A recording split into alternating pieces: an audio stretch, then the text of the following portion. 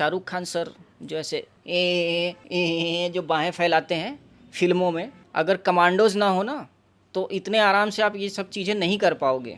आपने एक मूवी बनाई जिसका नाम है जवान, तो एनएसजी के जो जवान हैं वो भी जवान ही हैं। एक जवान दूसरे जवान के ऊपर गोलियां बरसाएगा, ये कहाँ तक ठीक है?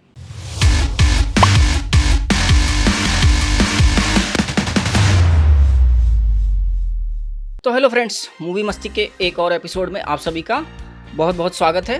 तो आज मैं बात करूंगा जवान मूवी को लेकर के कुछ चीज़ें। मैंने अपने पिछले एपिसोड में जवान मूवी का रिव्यू किया था, अपना एक्सपीरियंस शेयर किया था। मैंने ये बोला था कि इस मूवी का बॉयकॉट करना ठीक नहीं है, क्योंकि मूवी में पैसे लगते हैं और उसमें बहुत सारे लोगों का रोज़गार जुड़ा होता है। बॉयकॉट करना मैं अब भी बोलूँगा कि ठीक नहीं है। हाँ, आप विरोध जता सकते हैं। तो मैं यहाँ पे 3 चीज़ें ले करके जो मुझे ठीक नहीं लगी, मैं उस पर बात करूँगा। पहली चीज़ कि आपने शुरू में दिखाया है कि किसान के ट्रैक्टर पे ज़्यादा टैक्स लगता है और मर्सिडीज़ पे कम लगता है।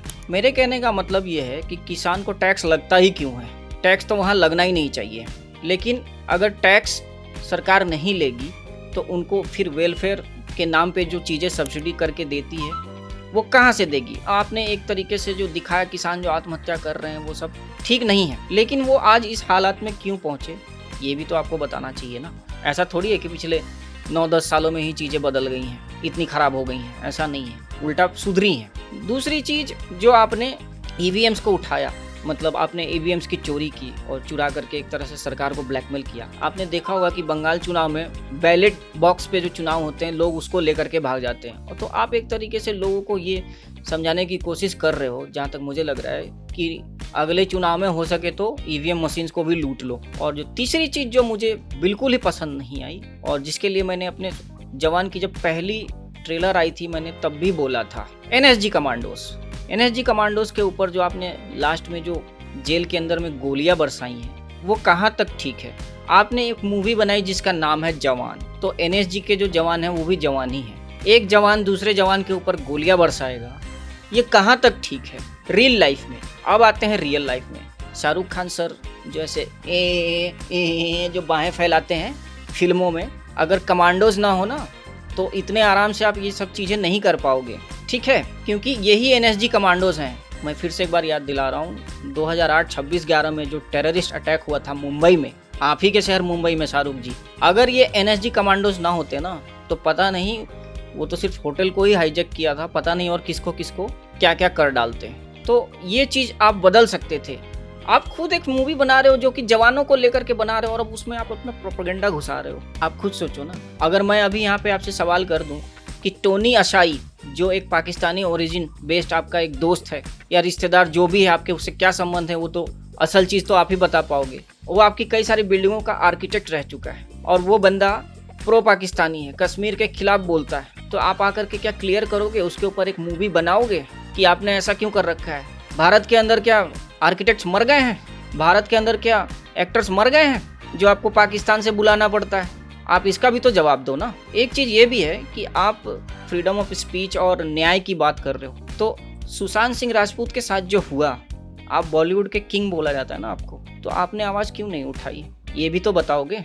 और जैसा कि मैंने टाइटल में लिखा है, समीर वानखेड़े को लेकर के एनसीबी वाला केस, आर्यन खान वाला जो भी है, आप बीजेपी को टारगेट कर रहे हो। मैं खुला यहाँ नाम लेके बोल रहा हूँ, आप एक तरीके से बीजेपी को टारगेट कर रहे हो। अगर मोटा भाई की सटक गई ना तो जो आपका केस अभी बंद पड़ा है, जिसने इन्वेस्टिगेशन करी थी उल्टा वही फंस गया है, तो ये चीज़ रिवर्स भी हो सकती है।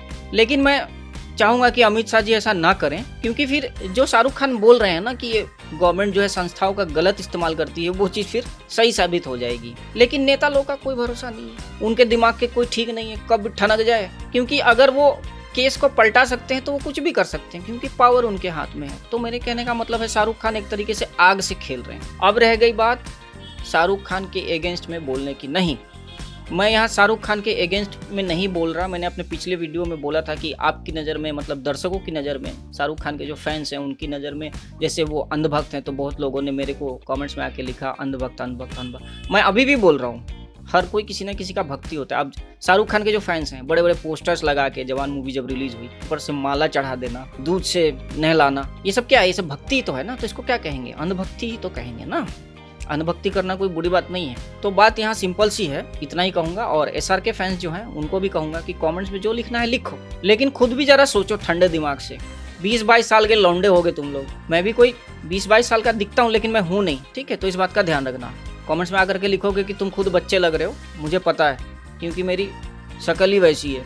बस ये छोटी सी कुछ चीज़ें थी जो मुझे लगता है कि आप इन सब मुद्दों पे विरोध कर सकते हो। बॉयकॉट करना मैं अभी भी बोलूँगा ठीक नहीं है, लेकिन किसी किसी का विरोध करने का तरीका भी एक बॉयकॉट ही होता है। एक फिल्म को बनाने में कितनी मेहनत लगती है मुझे पता है, क्योंकि ये छोटी सी जो मैं वीडियो बनाता हूँ ना, इसको बनाने में मुझे घंटों लग जाते हैं। और मेरे पास कुछ खास इक्विपमेंट्स भी नहीं है, ये मोबाइल से मैं शूट करता हूँ और खुद ही बनाता हूँ, मेरे पास कोई टीम वीम नहीं है। तो फिर इस पर मैं अब ज़्यादा नहीं बोलूँगा, क्योंकि ज़्यादा बोलने भी ठीक नहीं होता है। जो उचित मुझे लगा मैंने बोल दिया।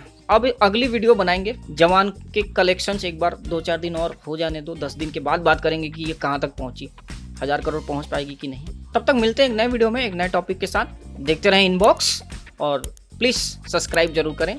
खास करके SRK फैंस को मैं बोलूँगा, आप लोग भी सब्सक्राइब करें, अपने मूड को ठीक करें। जय हिंद, वंदे मातरम।